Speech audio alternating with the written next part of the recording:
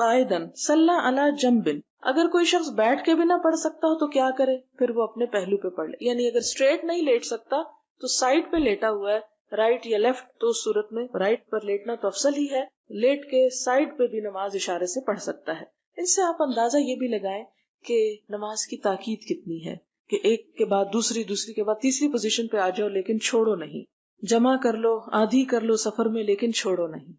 اور اس کی وجہ یہ بھی ہے کہ انسان جب اللہ تعالیٰ کے ذکر سے غافل ہوتا ہے تو دل پہ میل آنے لگتی ہے اور انسان دور سے دور نکل جاتا ہے، پھر اس کو دور جا کے واپس لوٹنا بڑا مشکل ہوتا ہے۔ آپ دیکھیں کہ جتنا آپ کسی چیز سے دور چلے جاتے ہیں اتنا ہی آپ کو واپسی کے لیے فاصلے میں زیادہ محنت لگتی ہے۔ تو اگر آپ وہ دوری نہ اختیار کریں، اگر مکمل قرب نہیں تو جتنا بھی مل جائے اتنا ہی غنیمت سمجھیں۔ وقال عطا کہتے ہیں اذا لم يقدر ان يتحول الى القبلة صلى حيث كان وجهه، اگر کسی شخص میں قبلے کی طرف منہ کرنے کی استطاعت ہی نہیں، یعنی وہ منہ موڑ ہی نہیں سکتا، تو ایسی صورت میں کیا کرے؟ جدھر منہ آئے ادھر ہی نماز پڑھ لے۔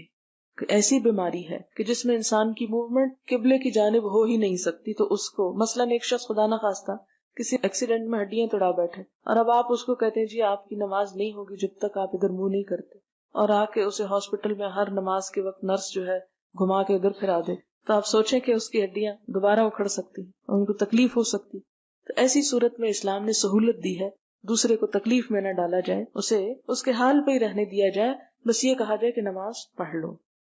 حدثنا عبدان عن عبد الله عن ابراہیم ابن التہمان قال حدثني الحسین المکتب عن ابن بریدہ عن عمران بن حسین رضی اللہ عنہ قال كانت بی بواسیر فسألت النبی صلی اللہ علیہ وسلم عن الصلاة فقال صل قائما فإن لم تستطع فقاعدا، یعنی انہوں نے بیماری میں پوچھا کہ میں اگر بیٹھ جاؤں، تو آپ نے کہا نہیں، کھڑے ہی ہو کر پڑھو، اور اگر ہمت نہ ہو، ہمت جواب دے جائے تو بیٹھو۔ ہمارے ہاں یہ تو ہر کام کھڑے ہو کے اور نماز بیٹھ کے۔ فإن لم تستطع فلا جنب، اور اگر تم میں ہمت نہ ہو تو پھر لیٹ کے بھی پڑھ سکتے، صرف بیٹھنے ہی کی بات نہیں، یعنی یہ ڈیپینڈ کرتا ہے۔ اور ہمت کا کون جائزہ لے گا، کون آپ کو سجیسٹ کرے گا؟ آپ خود اپنے لیے سجیسٹ کریں گے، کسی دوسرے سے آپ فتویٰ نہیں لے سکتے، آپ اپنے دل سے پوچھیں، جیسے ایک روایت میں بھی آتا ہے نا استفت قلبک ولو افتوک، اپنے دل سے فتویٰ لو، خواہ تمہیں لوگ فتویٰ دے ہی کیوں نہ دے۔ مثلاً آپ کریں ہاں میرے سر میں درد ہو رہی ہے، میں بیٹھ کے پڑھ لوں نماز، تو لوگ مثلاً کہہ بھی دیں کہ ہاں جی آپ پڑھ لیں، لیکن پڑھنے والے کو پتا ہونا چاہیے کہ وہ